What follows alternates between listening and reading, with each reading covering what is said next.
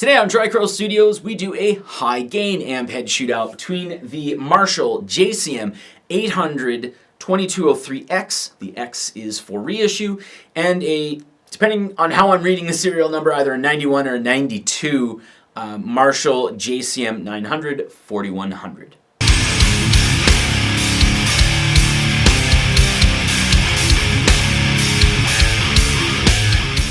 Now I do have to get this out of the way very quickly, just for the diode people.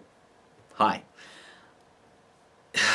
Look what Jesus did! Look what Jesus did! Look what Jesus did! I hope that satisfies you. There's also going to be people that are like, why are you using a 4100 instead of an SLX or like the, what is it, Mark II version?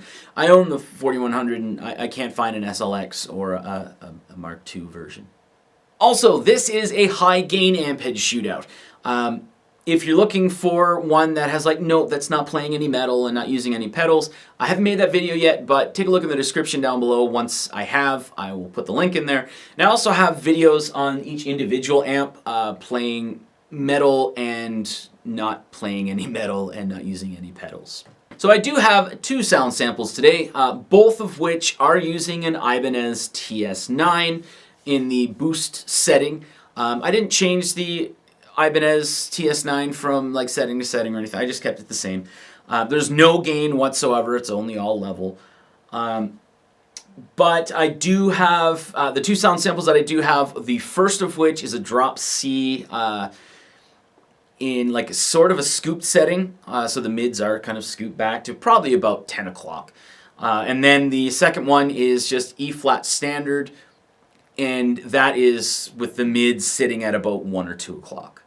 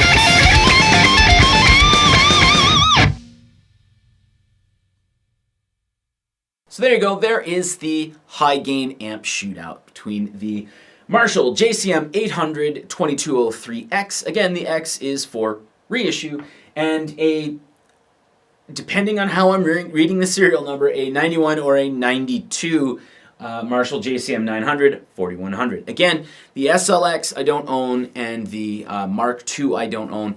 If I saw one, I would probably buy it right away. But if you think you're, I don't know, what better for owning different versions, just go ahead and leave it in the comments. That's fine. Also, for some of you that I've angered with this shootout, you can throw this in the comments here. I've owned the JCM 900 here for about 2 years, and the JCM 800 for about 2 or 3 weeks now. So if you want to say I skewed the this shootout here by experience, I guess, that's an excuse for you. That's fine.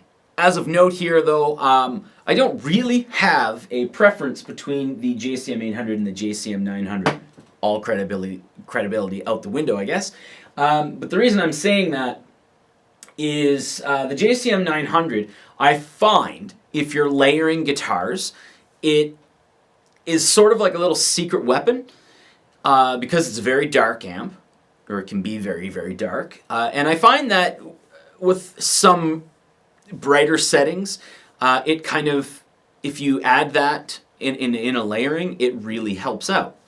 And the JCM 800, just make sure that that's in your mix because it sounds freaking awesome. It's not necessarily a secret weapon, but if you use it, it'll thicken your mix and as well bring certain things to the forefront in your mix. All right, so what did I really gather from this shootout? I confirmed that yes, the JCM 900 can be a little darker.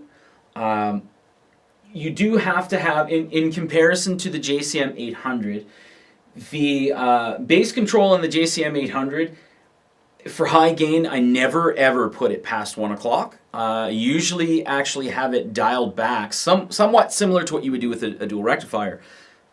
I usually have it set around like between like 9:30 or 11 o'clock.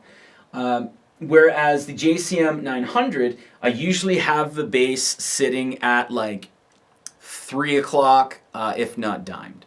That's just something to kind of thicken up things on the JCM 900, especially in contrast to the JCM 800. The JCM 800, when you hear it, it's a little softer on the ears, whereas JCM 900 can sometimes come across as a little more brittle. And yes, diode people, you have to be very, very careful with the JCM 900. You need to make sure, similar to the 800, both of these, if your walls aren't shaking because of the volume levels that you're using, if they're not shaking, you may not get the sounds that you want out of it. So I mean, like the studio version, I don't know if they have a 900 yet, but the studio version of the 800, if you're not going to have your walls shaking, go for the studio, don't go for the 100 watt version. But again, the 900, you have to have it, the volume up, and you have to be very, very careful with your high end. If you're putting too much high end in your sound, that's when I find, and if you have too much gain.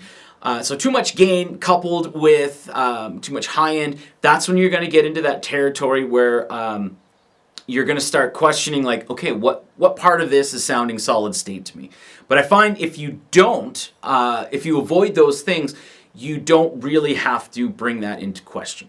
Conversely, with the JCM 800, you have to be very careful with your bass control and your preamp gain. At that point, if you're using too much bass and you're using too much of your preamp gain, you may start to get this weird... The only way that I can kind of explain it is almost like it's an out-of-phase octave fuzz. Like very, very slightly. You're not going to like crank it and then all of a sudden it's like, whoa, there's an octave fuzz here, I sound like Jimi Hendrix. But you have to be very careful because that can somewhat come across in your mixes. And I find when you're using a wah, that kind of pulls itself in on the JCM 800, whereas the JCM 900, if you're using a wah pedal, sometimes there's a little too much high end in it. So you may want to bump that knob down on the high end if you're using a wah there. Alright, so that's really all I have to say. I'm going to end things on with... It's just how this shootout has to go. This shootout, some people will be like, hey man, thanks, that's great. I've always wanted to see, like a comparison in mixes or whatever between these two amps. But you're going to get a lot of people that will come in and just be annoyed at this shootout. They're going to want to tell everybody about the diodes and everything like that. The reason behind that is the JCM 800 has this mystical reputation to it. Both from people who have been playing it for years and years and years, know the schematics, know it from inside and out and everything like that. They'll tell you what year was good, what year wasn't good, what year was good and bad and all that stuff. But there's also this mystic reputation for people who only know the name JCM 800, never ever played it in their life. And that's where things can kind of get skewed, and that's where that reputation starts to grow a little more, not more than it should, because the JCM 800 is a phenomenal amp. I love it. I'm so happy that I finally bought one after years of saying, maybe I'll just wait. But that's something you have to kind of think about and keep in mind here. And the JCM 900 has the adverse reputation. A lot of people just know that there's diodes in it, and when there's diodes, it means there's a little more solid state in the signal path.